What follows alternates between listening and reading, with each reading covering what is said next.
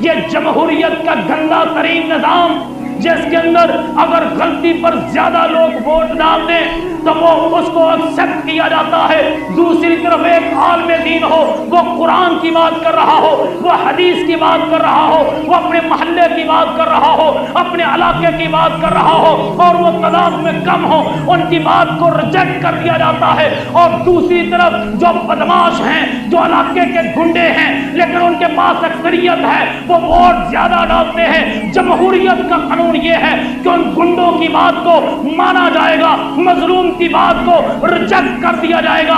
حضرات مجھے بتائیے ڈالمیا کے مسلمانوں، آج لوگ کہتے ہیں دین الگ ہے اور سیاست الگ ہے، مولویوں کو اس کام میں نہیں آنا چاہیے، ملاؤں کا کام نہیں ہے حکومت چلانا، سیاست کے اندر آنا. اور ہمارے پڑھے لکھے لوگ ایجوکیٹڈ اور ٹائی شائی لگا کے پینٹ پشت ڈال کے وہ بھی بڑی بھاشن دیتے ہیں، اور مولوی صاحب آپ کا یہ کام نہیں ہے، یہ سیاست اور لوگوں کا کام ہے، کیونکہ اس کے اندر جھوٹ بولنا پڑتا ہے، اس کے اندر چوریاں چکاریاں کرنا پڑتی ہیں، اس کے اندر ڈاکے ڈالنا پڑتے ہیں. مجھے ایک دن ایک بزرگ تھے ہمارے بڑے قریبی، انہوں نے بولا حمزہ بھائی آپ چلتے ہوئے بندے کی شلوار اتار سکتے ہو؟ میں نے کہا کیسی باتیں کر رہے ہو؟ کہتے کسی کی داڑھی نوچ سکتے ہو؟ میں نے کہا نہیں بابا جی ہم ایسا بھی نہیں کر سکتے. کہتے تم سیاست نہیں کر سکتے. میں نے کہا اس کا کیا معنی ہوا؟ کہتے آج کے دور کے اندر سیاست وہ کر سکتا ہے جو چلتے ہوئے بندے کی شلوار اتار دے. آج کے دور میں سیاست وہ کر سکتا ہے جو کسی کی داڑھی نوچ دے. آج کے اس دور کے اندر سیاست وہ کر سکتا ہے جو مظلوموں کو اپنا غلام بنا کر، اپنی عوام کو غلام بنا کر ان کو دنیا کے اندر غلامی کی زندگی گزارنے پر مجبور کرے. آج کے دور میں ایم این اے، ایم پی اے، کونسلر، چیئرمین، وائس چیئرمین وہ بن سکتا ہے جو علاقے کا گنڈا ہو، جو بدماش ہو، جو سب سے بڑا جھوٹا ہو. میں نے کہا بابا جی آج کا دن تاریخ نوٹ کر لو اور آج کا دن کہ سارے لوگوں کو گواہ بنا لو. ہم انشاءاللہ وہ سیاست اس پاکستان کے اندر سیاست کے میدان میں اتر کر وہ سیاست کریں گے جو میرے نبی نے سیاست کر کے دکھائی تھی، جو عمر بن خطاب نے سیاست کر کے دکھائی تھی، جو ابو بکر نے سیاست کر کے دکھائی تھی. اور جس سیاست کے بلبوتے پر پورے مدینہ کے اندر کوئی بھوکا نہیں سوتا تھا، بچہ پیدا ہوتا تھا، اس کا وظیفہ مقرر کر دیا جاتا تھا اور لوگوں کے مسائل حل ہوتے تھے، ان کی تحریر پر ان کے مسائل حل ہوتے تھے.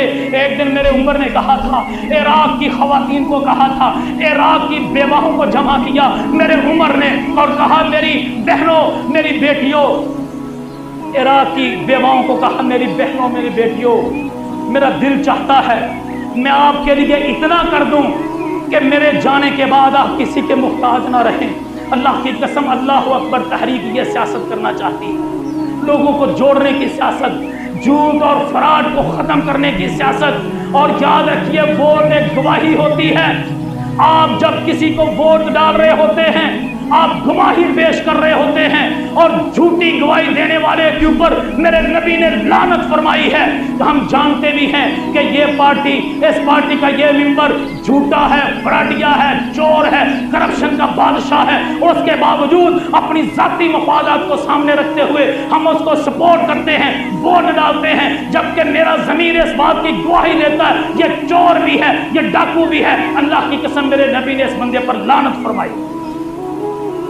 آؤ اس ملک کی تقدیر بدلنے کے لیے ہمیں اسلامی نظام کو سپورٹ کرنا پڑے گا. اسلامی نظام کو رائج کرنے والے جو لوگ آگے آتے ہیں، جو لوگ میدان کے اندر اترتے ہیں، اگرچہ آج وہ تھوڑے ہیں، ہمیں ان کو سپورٹ کرنا پڑے گا تاکہ اس ملک پاکستان کے اندر عدل کا نظام قائم ہو جائے، انصاف کا بول بالا ہو. ہر عام خاص بندے کی دہلیز پر قانون اور انصاف اور ان کے تقاضے پورے کیے جائیں. آج الحمدللہ بہت بڑی خوشخبری دینا چاہتا ہوں، پاکستان اللہ کے فضل و کرم سے FATF کی گرے لسٹ سے نکل چکا ہے. الحمدللہ بہت بڑی، جو لوگ اس بات کو سمجھتے ہیں، جو جانتے ہیں، ان کے لیے بہت بڑی خوشخبری ہے. پاکستان FATF کی گرے لسٹ سے نکل چکا. انڈیا نے بڑے پروپیگنڈے کیے، پاکستان کے دشمنوں نے بڑے پروپیگنڈے کیے. آج پاکستان FATF کے گرے لسٹ سے نکلا. سیاسی جماعتیں اللہ کی قسم کریڈٹ لیں گی کہ ہماری وجہ سے ہمارے دور حکومت میں ہم نے یہ کردار ادا کیا، ہم نے یہ قربانی دی.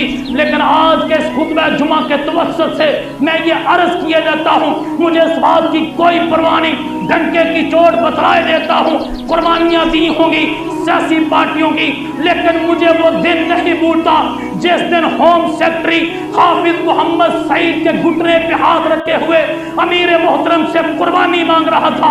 अमीर साहब, पाकिस्तान को आपकी कुर्बानी की जरूरत है, पाकिस्तान मुश्किल हालात से गुजर रहा है, अगर आप कुर्बानी नहीं देते पाकिस्तान ब्लैक लिस्ट में जाने जा रहा है। मेरे अमीर ने कहा था, ओ मेरे गवर्नमेंट के सरकारी मेरे भाइयों, तुम क्या कुर्बानी मांगते हो? कहते हैं मदरसे हमारे हवाले कर दो, एम्बुलेंस से हमारे हवाले कर दो, हॉस्पिटल हमें दे दो, हम अपने एडमिनिस्ट्रेटर बैठाएंगे। अल्लाह की कसम मुझे ये मंजर देखकर ये बात याद आई। आज एक मौलवी साहब, मस्जिद के मौलवी साहब अपना मसल्ला छोड़ने के लिए तैयार नहीं होते। हाफिज मोहम्मद सईद पूरे पाकिस्तान में हजारों मसाजिद कुर्बान करते हैं, हजारों मदरसे कुर्बान करते हैं पाकिस्तान की इज्जत और इसकी आबरू के तहफ़्फ़ुज़ के लिए। अल्लाह की कसम, सारी एम्बुलेंसेस, सारे हॉस्पिटल, सारे अदारे, हजारों एकड़ों पर वहीद अपनी प्रॉपर्टी गवर्नमेंट के हवाले कर देते हैं और कहते हैं मेरा मुल्क बचना चाहिए। और मेरे अमीर ने उस वक्त जुमला बोला था, और तुम इन चीजों, गाड़ियों की और इन प्रॉपर्टियों की कुर्बानी मांगते हो। अमीर साहब ने कहा, मैं तो ये समझता हूँ दुनिया के अंदर इन चीजों की कोई अहमियत और हैसियत नहीं है, दुनिया के अंदर इंसानों की हैसियत होती है। मेरा मुल्क बचना चाहिए। और याद रखो, ये सारी चीजें एक तरफ हो और दूसरी तरफ मेरे 9000 शोहदा है जिनका खून गिरा है इस्लाम के गलबे के लिए, इस्तेहकाम पाकिस्तान के लिए, कश्मीर की आज़ादी के लिए। वो 9000 का शोहदा का खून तो एक तरफ, मेरे एक शहीद की खून का कतरा भी, ये सारी चीजें नहीं हो सकती हैं। जाओ सारा ले लो, पर मेरा मुल्क बचना चाहिए, मेरा मुल्क को इस्तेहकाम मिलना चाहिए। आज पाकिस्तान फैक्टअप की ग्रे लिस्ट से निकला है। मैं ये समझता हूँ इस मौका पर हाफिज मोहम्मद सईद और उनकी जमात को खराजे तहसीन न पेश किया जाए तो ये बहुत बड़ी बुखल होगा, बहुत बड़ी बखीली होगी। खराजे तहसीन पेश करता हूँ हाफिज मोहम्मद सईद, आपकी कुर्बानी को खराजे अकीदत पेश करता हूँ। हाफिज मोहम्मद सईद, आपकी जमात को जिन्होंने अपने आप को जेलों में रखा, अल्लाह की कसम 300 साल जेलों के अंदर सजाएं ली मेरे अमीर ने और मेरे साथियों ने, और अपने आप को कुर्बानी के लिए पेश किया। आज उनकी कुर्बानियों के तवस्सुत से पाकिस्तान गरेले से निकल चुका है और अब वो नया और सुनहरा दौर शुरू होने को है कि पाकिस्तान तरक्की की बुलंदियों को छुएगा। इंशाअल्लाह पाकिस्तान के मुहिब्बे वतन लोग आगे आएंगे, इस पाकिस्तान के मसाइल को हल करने के लिए अल्लाहु अकबर तहरीक अपना किरदार अदा करेगी।